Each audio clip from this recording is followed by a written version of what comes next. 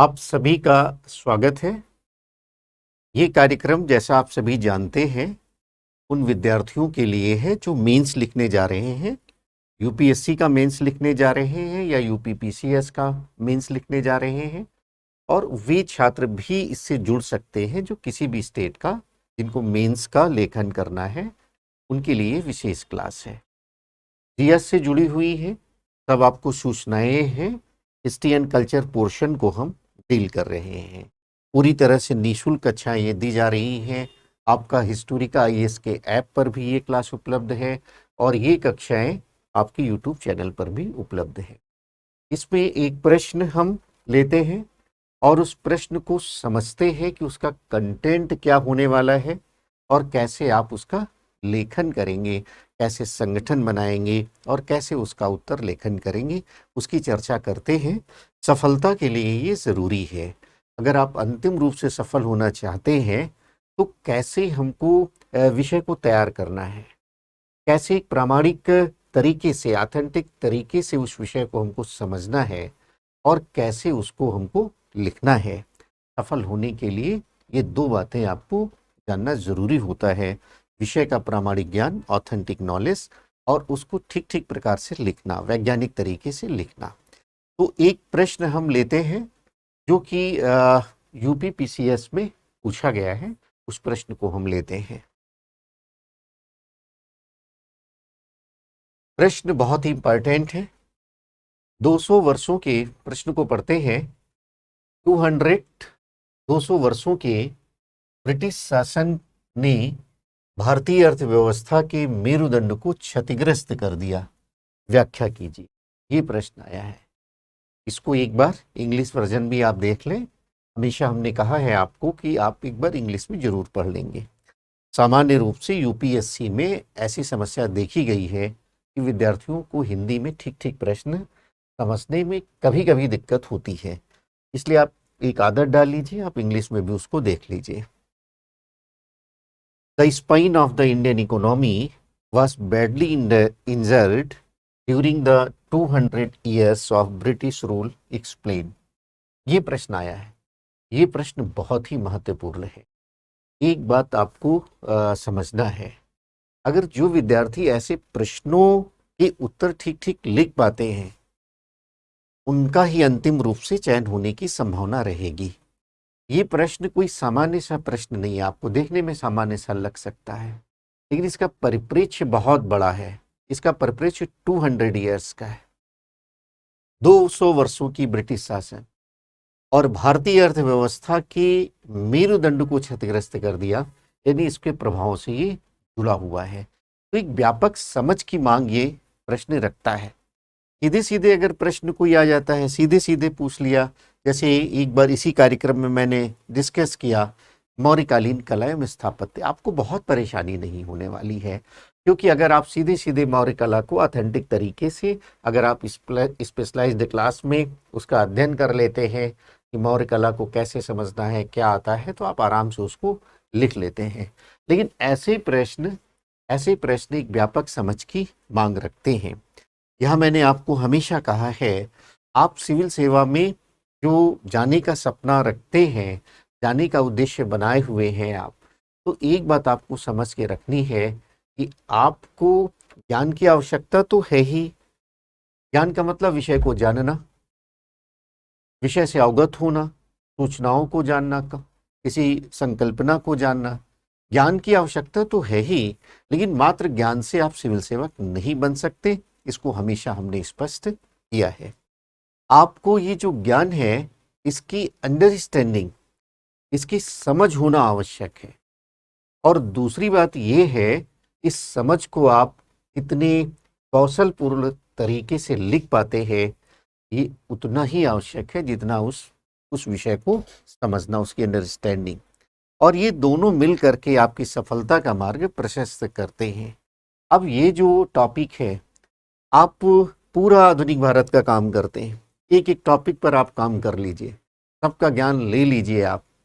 फिर भी अगर आपने आधुनिक भारत की समझ नहीं बनाई है, सारे विषयों को आपने जोड़ा नहीं है, आधुनिक भारत जैसे हमने आपको आधुनिक भारत में तैयारी कैसे करें, ये हमने आपको लेक्चर दिया है, यूट्यूब पर भी निःशुल्क है, आप उसको देख सकते हैं। तैयारी कैसे करें, पार्ट 1, पार्ट 2, पार्ट 3 में हमने पार्ट 2 में हमने आधुनिक भारत को डिस्कस किया है, आप वहाँ से देख सकते हैं।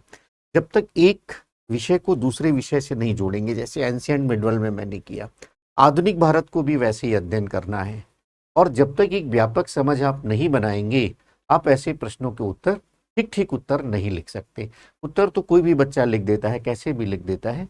अभी आप देखेंगे एक व्यापक समझ की मांग रखता है यह प्रश्न। तो यह प्रश्न मैं सामान्य रूप से ऐसा ही समझता हूँ। अगर आप देखेंगे क्लास के बाद, अगर आपकी तैयारी कुछ उस तरह की है जिसकी चर्चा मैं अभी करने वाला हूँ, आप समझिए ठीक ठीक तैयार आपने किया है। नहीं तो सुधार की संभावनाएं होंगी और अपनी तैयारी में आप सुधार अवश्य करिएगा। तो इस प्रश्न को हम देखते हैं। इस प्रश्न को कैसे लिखना है, इसकी चर्चा से पहले इसके कंटेंट को समझते हैं, क्योंकि सीधे सीधे प्रश्न नहीं है। ये कोई ऐसा प्रश्न नहीं है कि भारत में ब्रिटिश सत्ता की स्थापना कैसे हुई। कोई ऐसा प्रश्न नहीं है कि घेरे की नीति क्या है शासन की स्थापना में के संदर्भ में। कोई ऐसा प्रश्न नहीं है कि वो प्लासी पर सीधा पूछा गया है, बक्सर पर सीधा पूछा गया है, अधीनस्थ संघ की नीति क्या है, वेलेजली की सहायक संधि क्या, ऐसा नहीं है। या इसकी अर्थव्यवस्था पर प्रभाव से जुड़ा हुआ कोई सीधा सीधा प्रश्न नहीं है, नीतियों से जुड़ा हुआ सीधा सीधा प्रश्न नहीं है। तो कैसे इसको समझेंगे, पहले उसको हम समझ लेते हैं। तो आइए शुरू करते हैं हम लोग।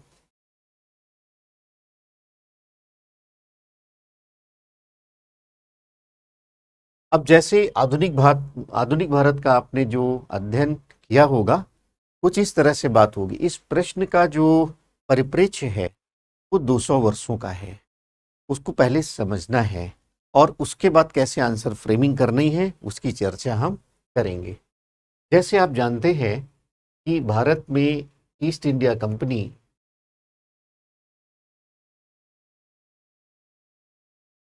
1600 एडी में आ रही है। 1600 एडी में उसकी स्थापना होती है। उसके बाद वो भारत से व्यापार करना शुरू कर देती है और यहाँ से ले करके वो अपना पहले व्यापारिक ढंग से विकास करती है। धीरे धीरे योजनाबद्ध तरीके से वह शक्ति अर्जित करती है, राजनीतिक शक्ति अर्जित करती है, राजनीतिक अधिकार प्राप्त करती है और सैनिक शक्ति अर्जित करती है। और आपने देखा कि धीरे धीरे एक ऐसी स्थिति आती है कि प्लासी का युद्ध होता है। आपका कंटेंट कैसे आपको समझना है, कैसे आपको लिखना है, ये बात आपको देखनी है। अब प्लासी का युद्ध 1757 में हुआ। प्लासी का युद्ध वो एक घटना है जिससे अंग्रेज अपना प्रभुत्व स्थापित करते हैं भारत पर, विशेष तौर से बंगाल पर। आपने देखा कि कैसे वो भारत आते हैं, कैसे अपनी फैक्ट्रीज की स्थापना करते हैं, कैसे दक्षिण भारत के राजनीतिक मामलों में दखलंदाजी करते हैं। वहाँ बढ़त उनको कर्नाटक के युद्धों में मिलती है और उसके बाद वो बंगाल की ओर आते हैं, क्योंकि व्यापार वाणिज्य का केंद्र था बंगाल। और वहाँ से जब बंगाल में उनको असुविधा होती है तो संसाधन जो उन्होंने बढ़त हासिल किया है दक्षिण भारत में, उसको बंगाल में लगाते हैं। आपने देखा कैसे वो सिराजुद्दौला से पहले आरंभिक उसमें हारते हैं, प्लासी के पहले। बहुत विस्तार से आपको इन सब का अध्ययन करना पड़ेगा अपनी तैयारी के दौरान। और जब वो वहाँ से सेना आती है, क्लाइव के नेतृत्व में, वाटसन के नेतृत्व में, सब पढ़ा होगा, तो वहाँ के संसाधन आते हैं और उन संसाधनों के माध्यम से वो प्लासी में विजय हासिल करते हैं। और एक बार जब बंगाल में वो विजय हासिल कर लेते हैं, संसाधनों पर नियंत्रण हो जाता है, तो बंगाल के संसाधनों का प्रयोग पूरे भारत पर प्रभुत्व स्थापित करने में वो करते हैं। इस प्रकार की समझ आपको डेवलप करनी होगी। अब प्लासी से प्रभुत्व की स्थापना होती है, किंग मेकर हो गए, जो सुविधाएं ले रहे हैं बंगाल के नवाब से, अब वो बंगाल के नवाब बनाने वाले हो गए। और इसके बाद आपने देखा कि कैसे बक्सर का युद्ध होता है 1764 ईस्वी में।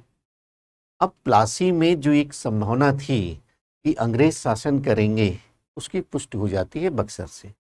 बक्सर के युद्ध के जो परिणाम है, खासतौर से इलाहाबाद की संधि जो है शाह आलम के साथ में मुगल बादशाह और सुजाउद्दौला के साथ में जो अवध का नवाब है, उससे स्पष्ट हो जाता है कि अंग्रेजों को अब भारत में शासन करने की मंशा है।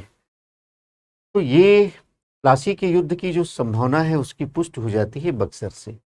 बक्सर के बाद आपने देखा कि कैसे इलाहाबाद की संधियां हुई और इन संधियों के बाद वो भारत को एक कॉलोनी के रूप में, एक उपनिवेश के रूप में पूरी तरह से संगठित तरीके से उपयोग करना शुरू कर देते हैं। लूटने तो यहाँ लगते हैं, यहाँ से ही लगते हैं, प्लासी से ही। पहले व्यापार वाणिज्य कर रहे हैं, अब खुल करके लूट मचा दी उन्होंने। और उसके बाद बक्सर के माध्यम से संगठित तरीके से संगठित तरीके से वो ये लूट का अंजाम दे रहे हैं। अब इसके बाद आपने देखा कैसे आपको इस प्रश्न का जो कंटेंट है कैसे समझना है, कैसे 200 वर्षों के परिप्रेक्ष्य में आपको उत्तर लिखना है, उसको आप थोड़ा सा देखिए। अब इस प्लासी के युद्ध के बाद अंग्रेज क्या करते हैं, अपनी जो ये बढ़त हासिल किया है उसको मजबूत बनाने का प्रयास करते हैं। तो बहुत सारी वो राजनीतिक नीतियां लेकर के आते हैं, राजनीतिक नीतियां। और धीरे धीरे जैसे जैसे उनका प्रभुत्व स्थापित होता चला जाता है तो बहुत सारी प्रशासनिक नीतियां भी लेकर के आ रहे हैं। अब कुछ नीतियों की जो बात है उनको आप देखें। जैसे आपने पढ़ा होगा घेरे की नीति, रिंग फेंस पॉलिसी, घेरे की नीति, इट्सेट्रा। अब घेरे की नीति, इसके इसके बाद देखेंगे बहुत सारी नीतियां लेकर के आते हैं। रिंग फेंस पॉलिसी यानी कि जो बंगाल में बढ़त इन्होंने हासिल किया है, बंगाल में बढ़त को बनाए रखना है। बहुत विस्तार से इसकी कक्षाएं होती हैं भारत में। ब्रिटिश संप्रभुता के विकास में इन नीतियों की चर्चा की जाती है। और उसके बाद आपने देखा होगा सहायक संधि आती है। अब सहायक संधि जो आपने अध्ययन किया है वो घेरे की नीति का ही विस्तार है। उसके बाद वो अधीनस्थ संघ की नीति लाते हैं। उसके बाद वो उसके पहले अधीनस्थ पृथक्करण की नीति, अधीनस्थ संघ की नीति, समान संघ की नीति। डलहौजी वगैरह को आपने देखा, डॉक्ट्रिन ऑफ लैप्स लेकर के आते हैं। तो आपको ये बताना होगा कि कैसे अंग्रेज आते हैं इस उत्तर में, कहाँ से शुरू हो रहा है परिप्रेक्ष्य, कैसे उनकी सत्ता स्थापित होती है, एक एक लाइन में इनका उल्लेख करना होगा। विस्तार से जाने की जरूरत नहीं होगी इस उत्तर में, जनरल क्वेश्चन है, लेकिन इसका परिप्रेक्ष्य बहुत व्यापक है, इसकी समझ बहुत व्यापक होनी चाहिए, इसलिए इसको बहुत ढंग से समझने की आवश्यकता है। अब ये सारी नीतियां, अब जैसे जैसे ये अपनी राजनीतिक शक्ति बढ़ाते जा रहे हैं, स्थापित करते जा रहे हैं, तो वैसे वैसे इनकी नीतियां जो हैं वो शोषणकारी होती जा रही हैं। अपना शासन स्थापित करने के बाद बंगाल में आपने देखा बक्सर से इनको दीवानी का अधिकार मिल जाता है। और जैसे दीवानी का अधिकार मिल जाता है, ये इजारेदारी व्यवस्था, ठेके पर लगान वसूलने की प्रथा, ये लागू कर देते हैं। बाद में इसमें परिवर्तन लाते हैं अपने हितों के अनुकूल। कैसे ये स्थायी बंदोबस्त लाते हैं, कैसे महालवाड़ी लाते हैं, कैसे रैयतवाड़ी लाते हैं, एंड सो ऑन। तो इस तरह से फिर ये औपनिवेशिक नीतियां लागू करते हैं, औपनिवेशिक नीतियां लागू करते हैं। और औपनिवेशिक नीतियों के माध्यम से ये क्या करते हैं कि भारत का जो सरप्लस है, अधिशेष है, उसको हड़पने की नीति, ये लेकर के आते हैं। आप उपनिवेशवाद के टॉपिक में इसका अध्ययन भी करते हैं, कैसे वाणिज्यिक उपनिवेशवाद यानी व्यापार के माध्यम से कैसे वो यहाँ लूट का दृष्टिकोण अपना रहे हैं, कैसे अधिशेष हड़प रहे हैं। आगे आपने देखा मुक्त मुक्त व्यापार का उपनिवेशवाद या औद्योगिक उपनिवेशवाद, कैसे वित्तीय उपनिवेशवाद के माध्यम से यहाँ सरप्लस को ले रहे हैं। तो आप इन नीतियों की चर्चा जरूर करें कि कैसे मेरुदंड ये क्षतिग्रस्त होता है। मेरुदंड जो क्षतिग्रस्त हुआ उसका कारण क्या है कि यहाँ का जो सरप्लस है उसको उन्होंने लूट लिया और कमजोर हो जाता है। उसी को आपको बताना है कैसे औपनिवेशिक नीतियां लाते हैं। और उपनिवेशवाद के जो चरण आप अध्ययन करते हैं उनका उल्लेख करिए, कैसे वो सरप्लस को हड़प रहे हैं और अधिशेष को हड़पने के तरीके के आधार पर ये उपनिवेशवाद के आपके चरण निर्धारित हो रहे हैं। तो आप बताइए उनको व्यापारिक उपनिवेशवाद के बारे में, औद्योगिक उपनिवेशवाद के बारे में, कैसे ब्रिटेन के उद्योगों को मदद करने के लिए वो नीतियां लेकर के आते हैं, कैसे यहाँ से कच्चा माल भेज रहे हैं, कैसे वहाँ से उत्पादित जो माल है वो यहाँ ला करके उसकी खपत कर रहे हैं, कैसे आयात निर्यात की नीति, व्यापारिक नीतियाँ बना रहे हैं, तो उनका उल्लेख आप करेंगे। इसके बाद वित्तीय उपनिवेशवाद, तो ये सारी बातों को आप बताइए। इनको लागू करने के लिए, अधिशेष को हड़पने के लिए जो उन्होंने विशेष प्रकार की नीतियां बनाई हैं, कृषि से संबंधित नीतियां बनाई हैं, यानी भू राजस्व से संबंधित नीतियां बनाई हैं, उनकी चर्चा करें। जो उद्योगों को नष्ट करने की नीतियां बनाई हैं, व्यापार वाणिज्य के संदर्भ में जो नीतियां बनाई हैं, रेलवे के संदर्भ में जो नीतियां बनाई हैं, उनकी चर्चा करें। जैसे आप बताइए कि अधिशेष को हड़पने के लिए उन्होंने भू राजस्व के संदर्भ में कैसे इजारेदारी व्यवस्था, सब आप लिखते जाइएगा। हम ये अपेक्षा कर रहे हैं इस क्लास में कि आपने इसका अध्ययन किया है। इस क्लास का वास्तविक उद्देश्य तो ये है कि प्रश्न आया है, इसकी फ्रेमिंग आपको बतानी है, कैसे कैसे आपको लिखना है। लेकिन अगर मैं उसको 1-2 मिनट का काम, 4 मिनट का काम अभी इस क्लास में यानी इस प्लेटफॉर्म पे करेंगे, तो बहुत सारे विद्यार्थी जिन्होंने ठीक ठीक अध्ययन नहीं किया है, या बहुत सारे बच्चे ऐसे भी होते हैं जो पहली बार मेंस की तैयारी पहले कर रहे हैं, क्योंकि हम हमेशा यही कहते हैं कि आपको मेंस कम प्री का अप्रोच रखना है। पहले मेंस की तैयारी करनी है, उसके बाद प्री की तैयारी करनी है। हमेशा ये बात मैंने किया है। तो उन बच्चों के लिए कंटेंट को कैसे समझना है, कैसे उनको तैयार करना है, इसलिए इसकी चर्चा हम कर रहे हैं और यही आपको अपने उत्तर में डालना पड़ेगा। पहले ही कहा है, अगर इस प्रश्न का उत्तर आप ठीक ठीक ढंग से लिख लेते हैं और पूरी इस चर्चा के बाद आपको लगता है कि मैं अगर इसका उत्तर लिखता, तो लगभग ऐसा, अगर आप 60-70% भी कंटेंट समझ रहे हैं तो ठीक ठीक तैयार आपने किया है। आप आश्वस्त हो सकते हैं अपने चयन के प्रति। अगर नहीं, जनरल हमने देखा है कि एक जनरल क्वेश्चन लिख करके आ जाता है, जैसे निबंध टाइप में बच्चे लिख देंगे, उसमें कहीं कोई चरणबद्धता नहीं होती, क्रमबद्धता नहीं होती, जैसे हमने बताया है उत्तर लेखन के संदर्भ में। तो यहाँ पर आप देखिए, उनको आप लिखिए, कैसे जमींदारी व्यवस्था, कैसे महलवाड़ी व्यवस्था, रैयतवाड़ी व्यवस्था, उनको सब लिखिए। उद्योगों को नष्ट करने के लिए उन्होंने नीतियां लाई हैं। उद्योग का मतलब जो भारतीय हस्तशिल्प उद्योग, अनौद्योगिकरण के नाम से आप जानते हैं, कृषि का वाणिज्यीकरण हो रहा है, धन निर्गमन हो रहा है, रेलवे हो रहे हैं, आयात निर्यात नीति हो रहे हैं, व्यापारिक नीतियां हैं, उनकी चर्चा शब्दों के माध्यम से करिए कि नीतियों के माध्यम से वो अधिशेष को हड़प रहे हैं और अपने लाभ के लिए नीतियां वो बना रहे हैं। ब्रिटेन के जो उद्योग हैं, जो उद्योगपति हैं, उनके संदर्भ में नीतियां बना रहे हैं।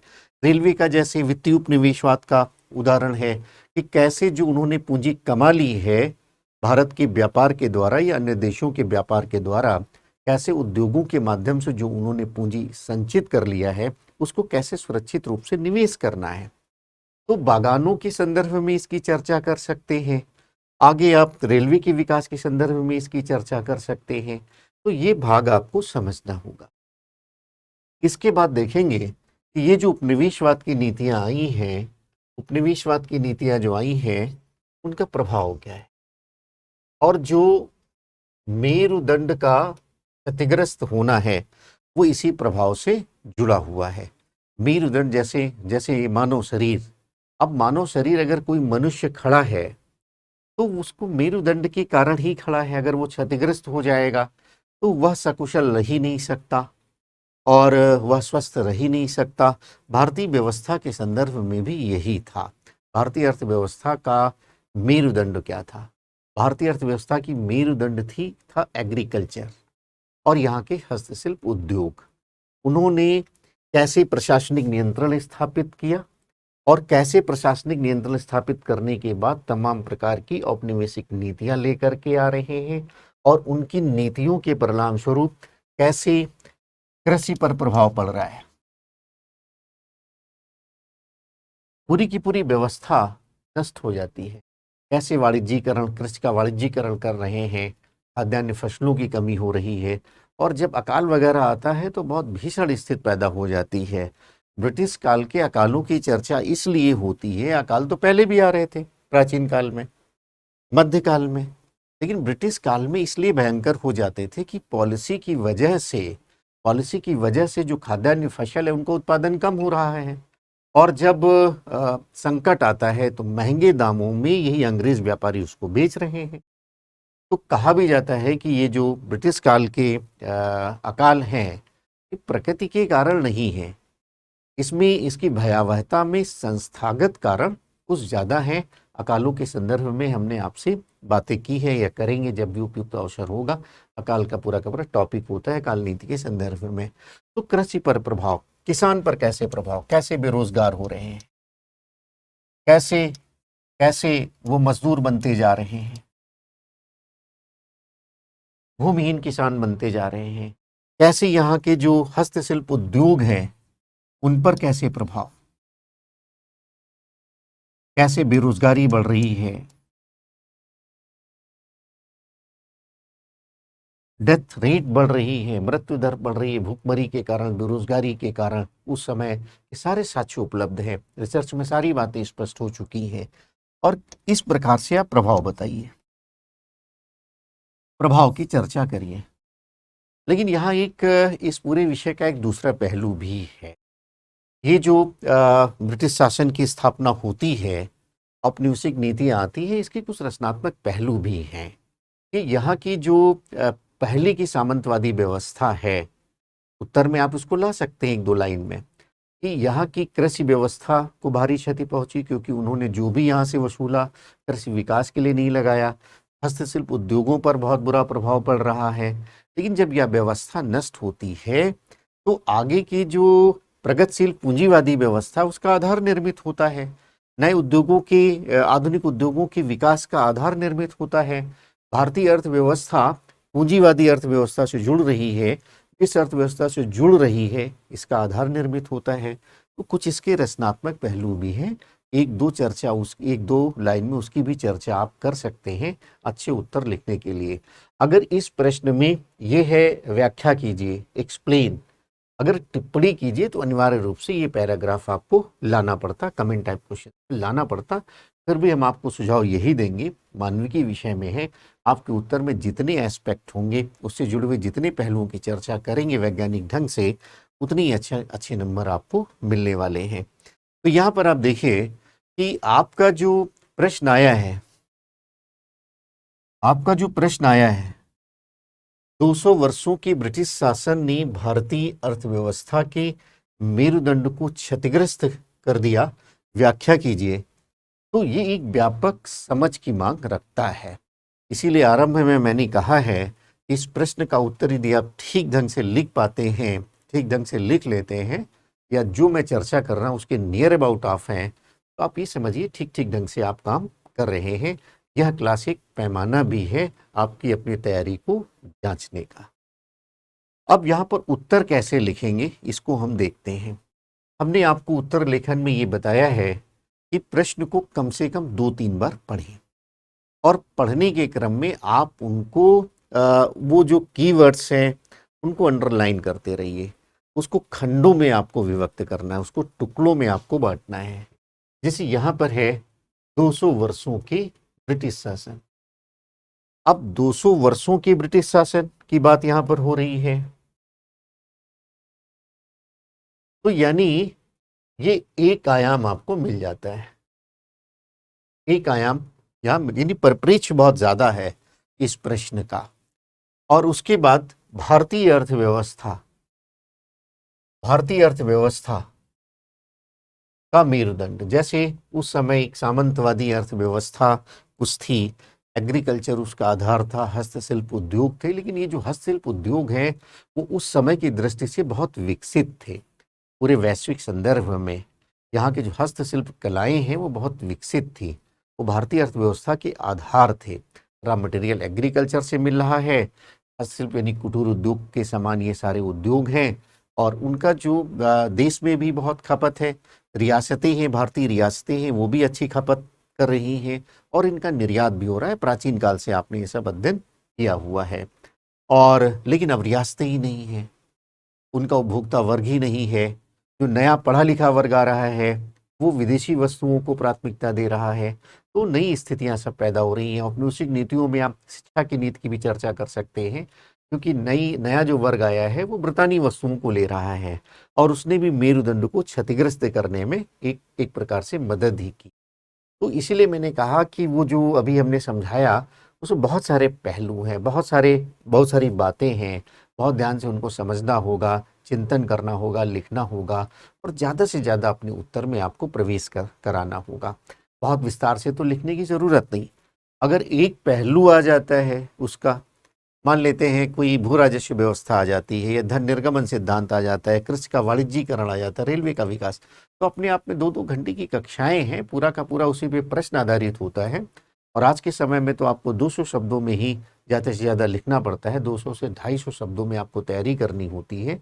और जब पहले के समय में ऑप्शनल में 600-700 शब्दों में लिखना होता था, तब भी आप ऐसे ही तैयार करते थे, उसी को आपको कम शब्दों में लेकर के आना है।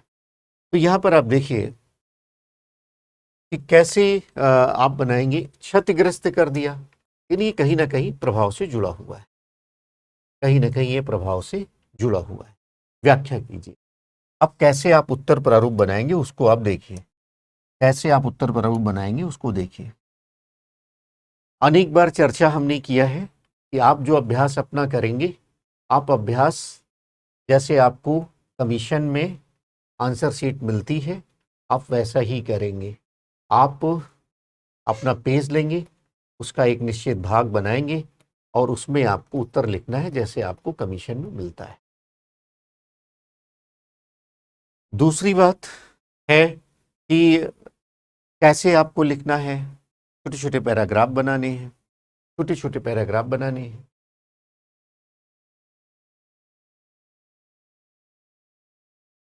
तो छोटे छोटे पैराग्राफ आपको बनाने हैं, या अगर बहुत ही तथ्यात्मक बातें आ रही हैं, जैसे मान लेते हैं कि अगर आप ये कहेंगे कि भारत में अंग्रेज़ों ने प्लासी के युद्ध के बाद या बक्सर के युद्ध के बाद, प्लासी में बढ़त बनाने के बाद बक्सर के जो परिणाम हैं वो ब्रिटिश सत्ता की स्थापना के आधार को बना देते हैं। आप यहाँ से ऐसी बात अगर शुरू करते हैं, इसके बाद अंग्रेज़ों ने अनेक राजनीतिक प्रशासनिक नीतियों को लागू किया, जैसे अब आप 2, 4, 5 का उदाहरण आप देंगे तो उसको बिंदुवार बना सकते हैं। तो बिंदुवार लेखन आप कर सकते हैं, बिंदुवार लेखन करेंगे। या इसको आप फ्लो चार्ट में भी आप कर सकते हैं, फ्लो चार्ट बना सकते हैं।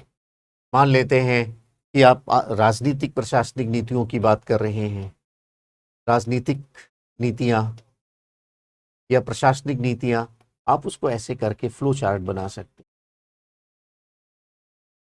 या ऐसे करके यहाँ आपने राजनीतिक नीतियां, अच्छे उत्तर के लिए शब्द भी कम लगेंगे, बात भी पूरी आ गई, इस इट्सेट्रा लिख दिया, हिंदी में इत्यादि लिख दिया, क्योंकि इस क्वेश्चन का परिप्रेक्ष्य बहुत ज़्यादा है।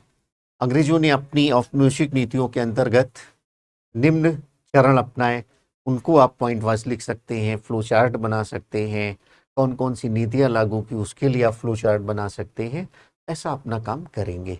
ये तो है कि उत्तर कैसे लिखना है। अब इसकी फ्रेमिंग कैसे करेंगे। भाषा के बारे में हमेशा हमने लगातार कक्षाएं ले रहे हैं, सरल सहज भाषा का इस्तेमाल करना है, कोई बहुत संस्कृत निष्ठ शब्दों का इस्तेमाल नहीं करना है, उर्दू फारसी के शब्दों से बचना है, आपको मानक हिंदी का ही प्रयोग करना है सामान्य रूप से। जैसे मैं आपसे क्लास में बात कर रहा हूँ, एक सरलता से बात कर रहे हैं, सहजता से बात कर रहे हैं, उन शब्दों का उपयोग करने की कोशिश कर रहे हैं जो सामान्य रूप से हिंदी में स्वीकृत है। बहुत क्लिष्ट शब्द, बहुत कठिन शब्दों का प्रयोग नहीं करना है, जैसे संस्कृत शब्द बहुत सारे होते हैं, ऐसा नहीं। सिविल सर्विसेज में आपको अपनी बात कहनी है, अपनी बात को सरल शब्दों में आपको समझाना है, जिसको प्रांजल भाषा कहते हैं, सरल और सहज भाषा कहते हैं, उसी तरह से आपको समझाना है। तो इस तरह से आपको बनाना है। इसके बाद आपको देखना है कि उत्तर प्रारूप कैसे बनेगा, उसको थोड़ा सा देखिए। उत्तर प्रारूप कैसे बनेगा उसको देखिए।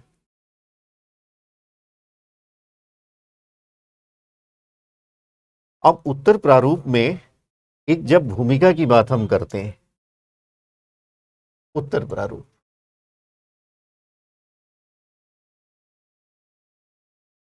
तो भूमिका, जैसे आप BA MA में करते हैं वो मानसिकता छोड़नी है, मैं अनेक बार आपको बता चुका हूँ। यदि BA MA में जैसे आप सोचते हैं कि कोई बात हमको लिखनी है तो आप बहुत बहुत चिंतन करते हैं और कुछ ऐसा लिख दूं कि बहुत चमत्कार हो जाए, एग्जामिनर खुश हो जाए पहली लाइन से। ये ऐसा नहीं, आपको टू द पॉइंट जो विषय है उसी पर केंद्रित आपको लेखन करना है। अब यहाँ भारत में ब्रिटिश सत्ता की स्थापना, तो यही से बात आपको उठानी है और विषयांतर नहीं होना है सिविल सर्विसेज। विषयांतर का मतलब जैसे अब लिखना अशोक को है, तो आप कहीं बात शुरू कर रहे हैं समुद्रगुप्त से, कहीं आप अकबर से बात शुरू कर रहे हैं, आपको तुलना करना है, तो अपनी बात को कहने के बाद आप तुलनात्मक रूप से लाइए।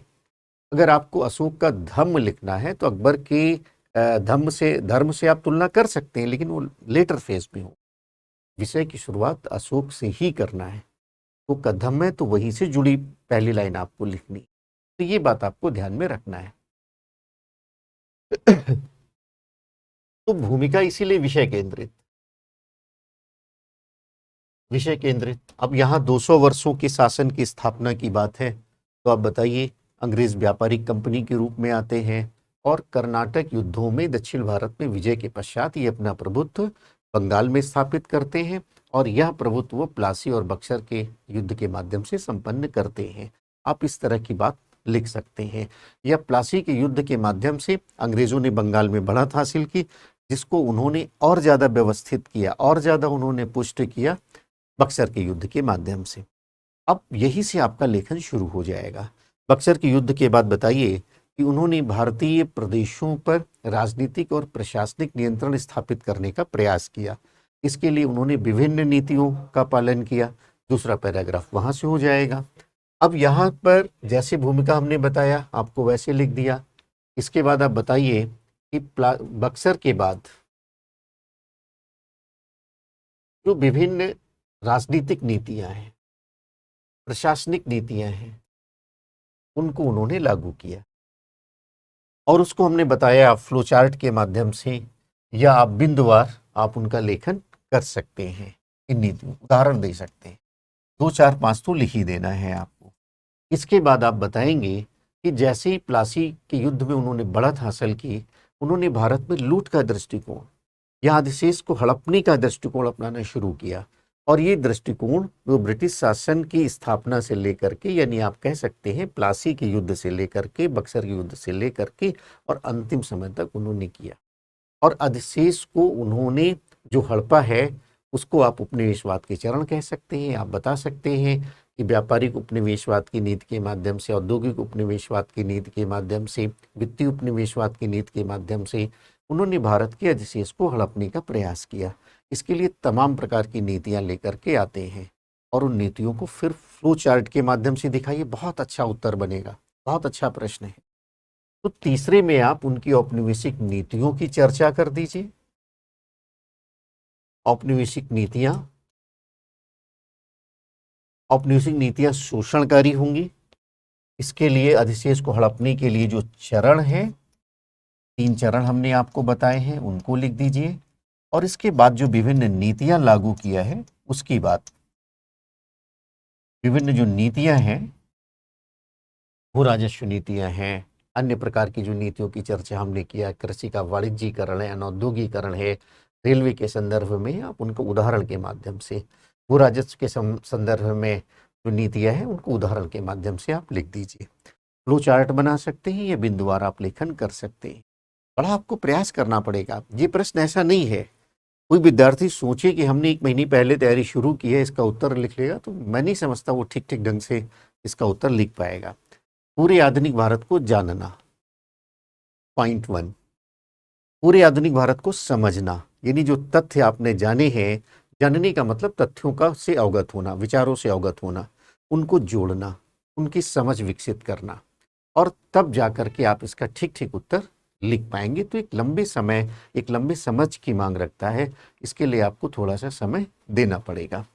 अब यहाँ पर आप देखिए, इसके बाद आप ये बताइए कि ये जो प्रभाव है, ये जो नीतियां हैं उनका प्रभाव, इनका प्रभाव भारतीय कृषि जो है वो बुरी तरह से प्रभावित होती है, किसान बुरी तरह से प्रभावित होते हैं, यहाँ के हस्तशिल्प उद्योग जो है प्रभावित होते हैं।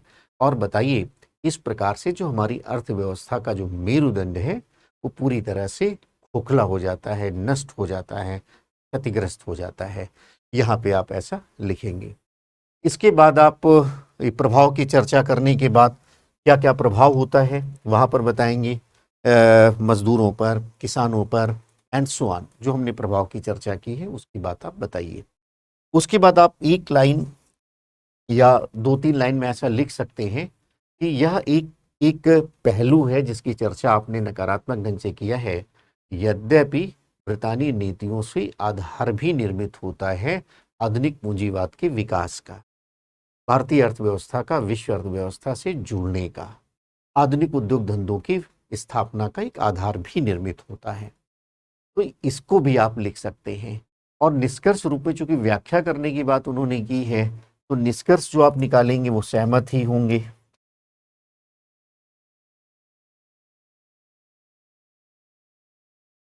अगर टिप्पणी है तो दोनों को मिला करके आपका निष्कर्ष होना चाहिए था। यहाँ भी आप लिख सकते हैं कि सिविल सेवा में सामान्य रूप से आलोचनात्मक उत्तर ही अच्छे नंबर दिला पाता है। तो आप यहाँ से बताइए कि अंग्रेजों की किस जो नीतियाँ हैं, उपयुक्त विवेचन से स्पष्ट है कि अंग्रेजों ने प्रशासनिक और राजनीतिक अपनी स्थिति मजबूत करने के बाद जो शोषणकारी औपनिवेशिक नीतियाँ लागू की हैं, उनसे भारतीय अर्थव्यवस्था का मेरुदंड क्षतिग्रस्त हो जाता है। यद्यपि कुछ ऐसे रचनात्मक कार्य भी होते हैं जो आगे प्रगतिशील विश्व पूंजीवादी अर्थव्यवस्था का आधार भी निर्मित कर देते हैं। आप ऐसा निष्कर्ष निकाल सकते हैं। तो ये एक बहुत ही अच्छा प्रश्न था। इसको आप देखेंगे, थोड़ा सा गंभीरता से इसको 1-2 बार सुनेंगे, इसमें इस प्रश्न को नोट कर लेंगे, फ्रेमिंग कैसे करना है और कौन कौन से इसमें पहलू जो आपको तैयार करना है या आपने पढ़ा है, कैसे आपको समेटना है। आप जितनी बार इसका अध्ययन करेंगे और जितनी बार लेखन करेंगे, आपका उत्तर उतना ही सुधरता चला जाएगा। ये हर प्रश्न के साथ होता है, लेकिन यहाँ विशेष रूप से क्योंकि इसका कंटेंट बहुत ज़्यादा है, इसका परिप्रेक्ष्य बहुत ज़्यादा है। आप देखेंगे कि पहले हमने देखा ऐसे बहुत सारे विद्यार्थी पहली बार लेकर के हमने काट दिया और इनको एक मानक के रूप में अगर हमने 10 नंबर का एक मानक बना लिया, 2-3 नंबर मिले, लेकिन दूसरी तीसरी बार ऐसा मिला कि वो 6-7-8 नंबर तक भी आराम से पाने लगे। जैसे जैसे फिर उनको आया कि इस पैराग्राफ में ये चीज़ें और लानी है। सागर में सागर भरना जब तक आपको नहीं आएगा, आप ऐसे प्रश्नों का उत्तर नहीं लिख सकते। यानी कम शब्दों में पूरी बात कहने की क्षमता आपके अंदर होनी चाहिए। तो इसको आप करेंगे। आगे फिर आज की क्लास में इतना ही डिस्कस करते हैं। ये कार्यक्रम जारी रहेगा। अपने दोस्तों को भी आप सूचित करें, निःशुल्क कक्षाएं दी जा रही हैं, आप उनसे जुड़ें। कोई परेशानी है तो सैटरडे को आप 3 बजे से 5 बजे के मध्य मुखर्जी नगर में मिल सकते हैं। अगर आप दिल्ली से बाहर हैं तो आप फ़ोन से बात कर सकते हैं। सैटरडे को 3 से 5 के मध्य आप फ़ोन करिए, फ़ोन पर लाइव उपस्थित रहेंगे और आपकी समस्त समस्याओं का समाधान हम करेंगे। आज इतना ही। Thank you very much.